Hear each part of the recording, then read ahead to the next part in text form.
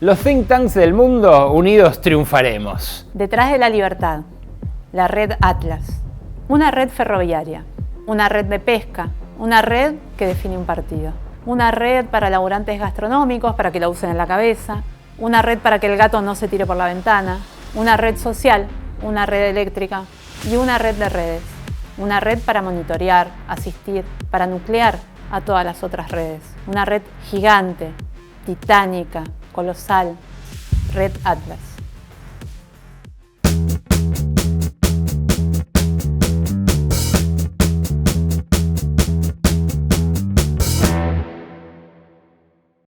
Atlas Network es una especie de think tanks, una organización con base en Estados Unidos, con alcance global, que coordina y ayuda a financiar a casi 600 think tanks en más de 100 países.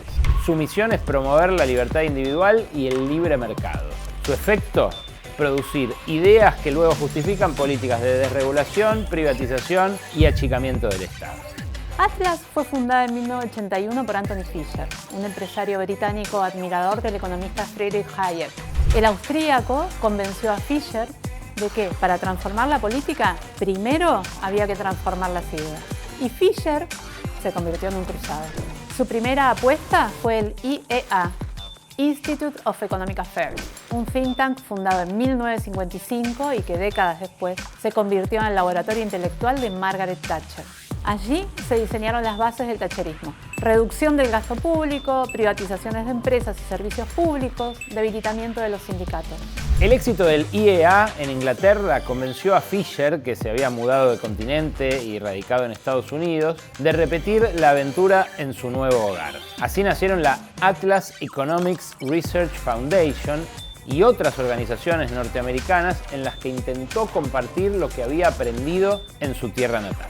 Con los años y la práctica, esa fundación se convirtió en una red internacional capaz de conectar entre sí a distintos think tanks. La misión era replicar el modelo en todo el mundo. Así nació Atlas Network. Su lema era el libre mercado en cada nación. La estrategia era silenciosa y eficaz: formar a los formadores, generar conocimiento de expertos, entrenar a quienes luego ocuparían cargos públicos, escribirían columnas de opinión o asesorarían a gobiernos en las sombras. Con el tiempo, Atlas se volvió una estructura de influencia transnacional, una especie de meta-think tank que provee financiamiento, capacitación y contactos a sus miembros, garantizando una misma matriz ideológica bajo distintos nombres locales. Una fábrica de think tanks. En los años 80, Atlas desembarcó en América Latina. Lo hizo aprovechando el clima político posterior a las dictaduras y la ola de reformas estructurales impulsadas por el Consenso de Washington. La narrativa era simple, pero seductora: menos Estado, más libertad. A través de becas, premios y programas de liderazgo, Atlas ayudó a tejer una red regional, la Red Liberal de América Latina, que agrupa a decenas de think tanks en casi todos los países. Entre sus socios están, por Argentina, la Fundación Libertad de Rosario, la Fundación Libertad y Progreso, o por Venezuela, Se Dice Libertad.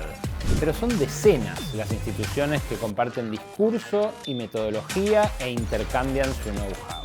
Estas organizaciones publican papers, hacen lobby parlamentario, generan lo que llaman índices de libertad económica, forman comunicadores y asesoran a dirigentes políticos.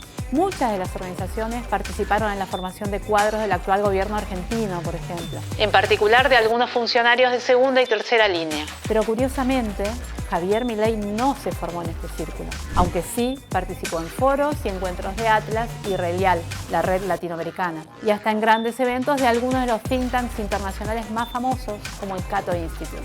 El Estado es el problema. Ese es el mantra de Atlas. Dado que a las políticas se las cambia a través de las ideas, la red actúa también en el terreno cultural y mediático. Suele recurrir, por ejemplo, a un lenguaje emocionalmente potente. Emprendedurismo, libertad de expresión, batalla cultural, dictadura del Estado. Son conceptos diseñados para reemplazar nociones colectivas por valores de competencia individual. Así la discusión no se da en los claustros de la política, se instala en los medios, las fábricas, las oficinas, las escuelas, en la vida cotidiana. Actualmente, el CEO de Atlas Network es Brad Gibbs. Se sumó a la organización en 1998 y asumió su cargo actual en 2009. Él define el rol de Atlas Network como desarrollar alternativas a las políticas vigentes y mantenerlas activas hasta que lo políticamente imposible se vuelva inevitable. Aclara siempre que Atlas Network es apartidario y está dispuesto a dialogar con todos. Matt Warner es el presidente de la organización y Tom Palmer es el vicepresidente ejecutivo para programas internacionales. Juntos escribieron Desarrollo con dignidad, autodeterminación, localización y el fin de la pobreza. Palmer, activista liberal desde los años 70, ha impulsado iniciativas libertarias en lugares tan variados como la Europa del Este comunista y postcomunista, Irak, Afganistán y otros. Tras la invasión rusa de 2022 viajó a Ucrania para coordinar la ayuda del Atlas Network. En la red conviven think tanks con ideas contrapuestas. Los hay abiertamente conservadores, vinculados a movimiento antiaborto, negacionistas del cambio climático o nacionalistas autoritarios. Pero a la vez, el propio Tom Palmer es un gay fuera del closet y además apoya la agenda de inclusión.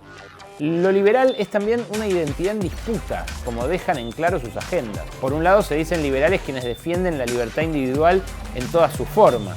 Por otro lado, se dicen liberales quienes solo procuran concentrar poder económico y restringir derechos sociales. Más allá de esas tensiones, el resultado práctico sigue siendo el mismo. La expansión de políticas que reducen, achican, debilitan el rol del Estado, debilitan los sistemas públicos y privatizan bienes comunes. Son ideas que inspiran reformas laborales, recortes presupuestarios, campañas contra la regulación ambiental y restricciones a la protesta social. Frente a esta red liberal global, existen también otras tramas intelectuales latinoamericanas que buscan disputar el sentido. Organismos como el Consejo Latinoamericano de Ciencias Sociales, CLACSO, o el Centro Estratégico Latinoamericano de Geopolítica, CELAG, promueven investigaciones y debates sobre igualdad, soberanía y justicia social, pero sus recursos económicos son infinitamente menores. Mientras Atlas recibe millones de dólares anuales de fundaciones privadas, gracias en gran parte a las leyes de desgravación impositiva norteamericana, estos espacios dependen en buena medida de financiamiento estatal o fondos de cooperación académica. El resultado es una asimetría estructural. Las ideas del libre mercado disponen de más dinero, más marketing y más medios para circular. Pero no es un detalle, porque la desigualdad de difusión termina pareciendo neutralidad intelectual. Entender el funcionamiento de la red Atlas no es buscar conspiraciones.